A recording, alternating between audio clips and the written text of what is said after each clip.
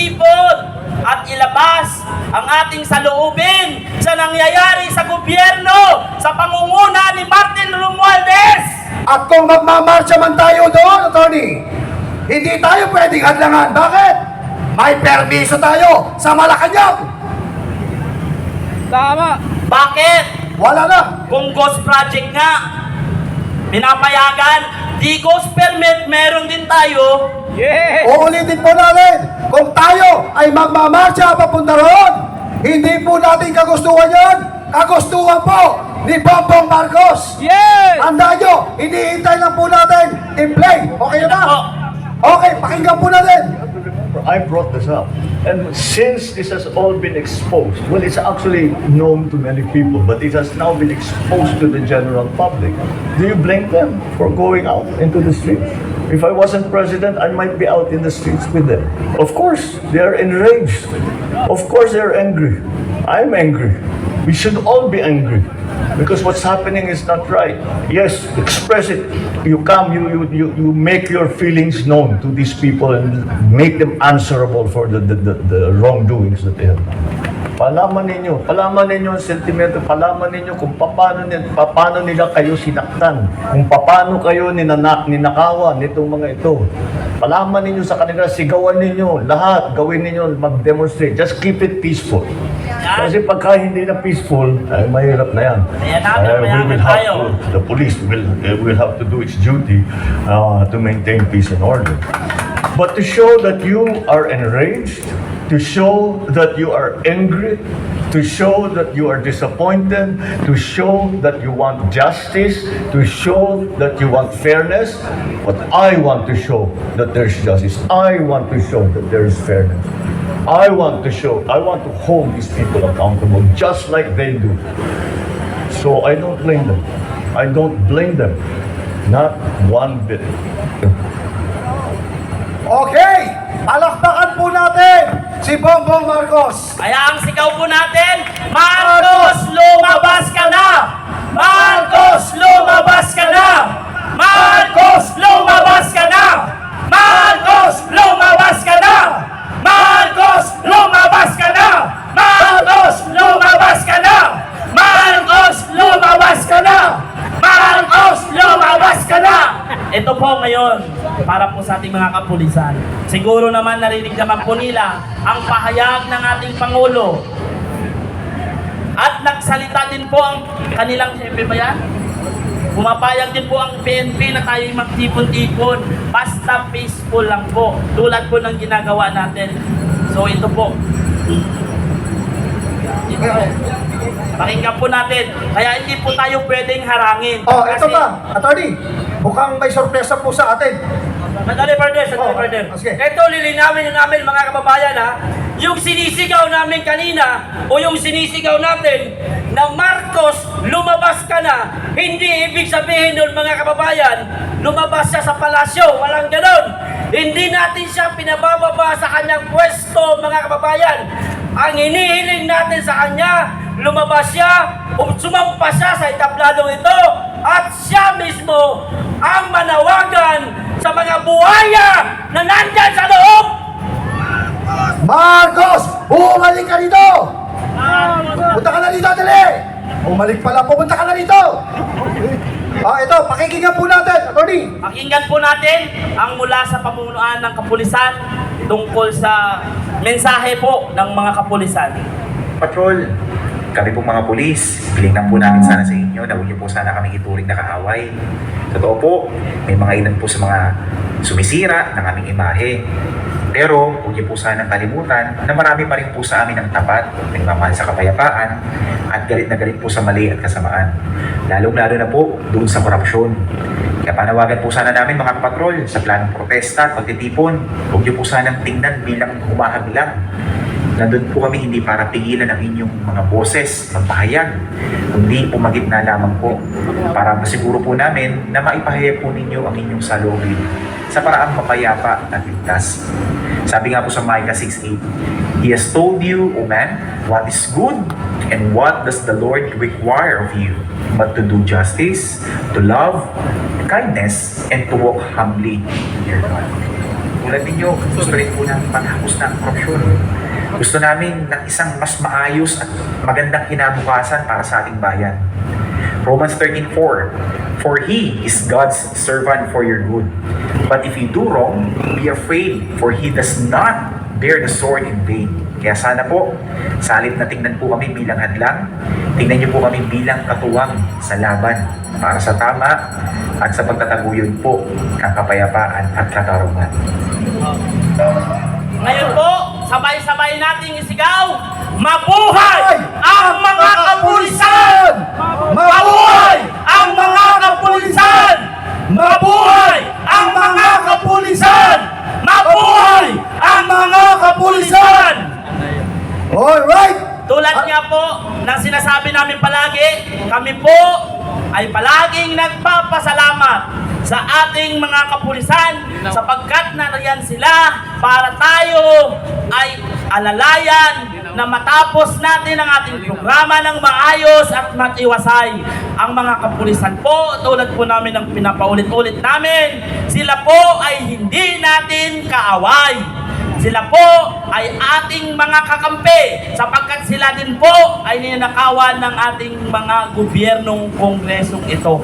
Kaya tandaan po, isa po sa atin na naririto, hindi po natin pwedeng awayin ang ni isa sa kanila sapagkat sila po ay ang ating mga kaibigan. Maraming salamat.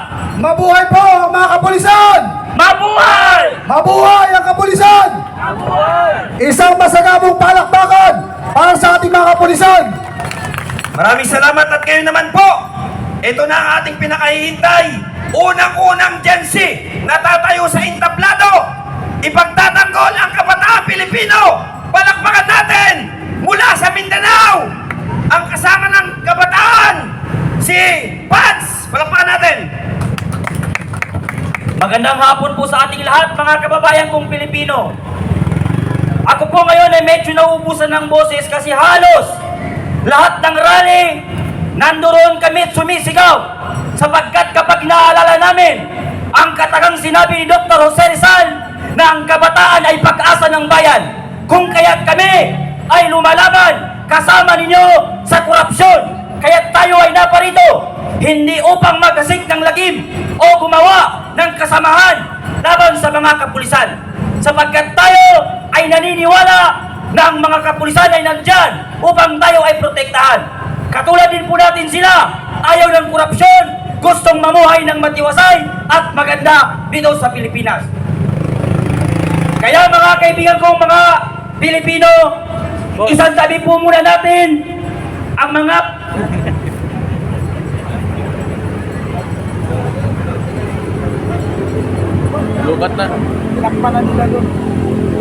isang tabi po muna natin ang ating mga kulay. Kung ano man po ang iyong kulay, kung ano man po ang kulay ng politikong iyong sinusuportahan, magkaisa po muna tayo sa pagkakataong ito upang sa gayon ay masarisolba natin ang kinakaharap ng ating inang bayan na problema. Unang-una sa lahat mga kababayan, tayo ay naparito sapagkat ang House of Representatives, dyan namumugad ang mga kurakot at buwayang politiko. Dyan nagsisimula ang lahat ng nakawan sa gobyerno. Ang House of Representatives, binuo ng mga congressman.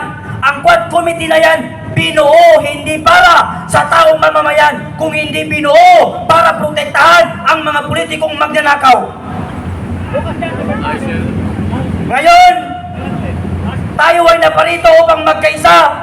Walang uwian, walang susuko, hanggat hindi natin napapatalsik ang mga politikong kurakot na nagpapahirap sa ating bansa. Ipaglaban natin kung ano ang marapat na sa atin. Huwag tayong matakot sa mga politikong nakaupo sapagkat tayo ang dahilan kung bakit sila ang naupo dyan at tayo rin ang magpapababa sa kanila sa mga posisyon. Ang mga politikong iniboto natin, hindi natin sila ibinoto upang ang bayan ay pagtaksilan o pagnakawan ang mga tao. Binoto natin sila dahil ang akala natin sila ang makakalutas sa kahirapan sa bansa natin. Ngunit hindi pala sapagkat sila pala ang mas lalong magpapahirap sa ating bansa. Mga kapatid kong Pilipino, mga kabataan, lumabas na kayo sa inyong mga tahanan.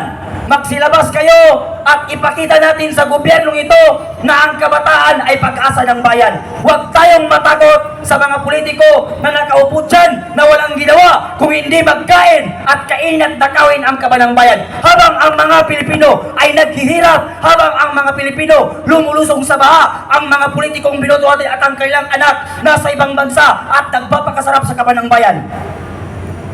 Papayagan ba natin na mga Pilipino na ganon-ganonin lang tayo ng mga politikong binoto natin?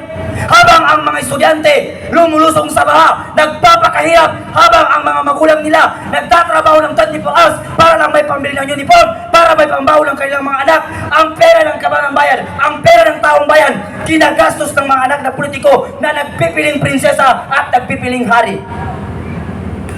Nakita po natin ang iyan sa mga anak ng kontraktor, ilan sa anak ng mga kongresista, na pag sila ay kumakain sa ibang bansa, ang isang kainan lamang ay nagkakalaga ng 759,000. Samantala ang mga Pilipino lumulusong sa baha. Meron natutulog na walang makain. Nasubukan ba ng mga politiko na yan na magtrabaho sa taas ng bukid? Nasubukan ba ng mga kongresista na yan na magtanim ng palay sa bukid? Hindi nila nasubukan, kaya hindi nila tayo naiintindihan. Sapagkat sila ay natutulog sa mga magagandang tulugan, kumakain ng masasarap na pagkain, mga kapatid kong Pilipino. Kaya tinatawagan ko at tinanyayahan ko ang lahat ng mga retired general, retired na kapulisan at kasundaluhan na kung kayo ay totoong mayroong malasakit at pagmamahal sa bayan, pumunta kayo rito at samahan niyo kami sa pagsugpo sa korupsyon sa ating bansa. Kung totoo na sa loob ng House of Representatives ay walang tiwali, walang magnanakaw, lumabas kayo dito at ayusin natin ang problemang nangyayari sa ating bansa. Senator Risa Hontiveros, kung ikaw ay totoong nagmamahal ng bayan, pumunta ka rito at samahan mo kami sa pagsugpo sa korupsyon sa ating bansa. Senator Bato de la Rosa, Robin Hood Padilla, at lahat ng mga senator, kung totoo kayo na merong pagmamahal at malasakit sa inang bayan, pumunta kayo rito, bumaba kayo rito, at pag-usapan natin ito, sapagkat hindi kami aalis dito hanggat hindi lumalayas ang mga buhay na nasa House of Representatives. Mr. President Bongbong Marcos, kung totoo na makabayan ka, kung totoo na mahal mo ang Pilipinas, bumaba ka rito at tulungan mo kami na sugpuin ang mga buhayang ito. Vice President Sara Duterte, kung totoo na mahal mo ang Pilipino at handa kang maglaban sa mga Pilipino, bumaba kayo rito, lahat ng senator, congressman, mayor, mga retired na general ng pulis at sundalo, pumunta kayo rito at ayusin ang problemang ito dito sa ating bansa. Itong House of Representatives, ang dahilan ng nakawan si Martin Romualdez na magnanakaw, hampas lupa, insektong buhaya. Akala ko dati ang mga buhaya nasa tubig lang. Ngayon, nagsilabasan ang mga buhaya, gumagabang sa House of Representatives ang mga buhayang putang ina.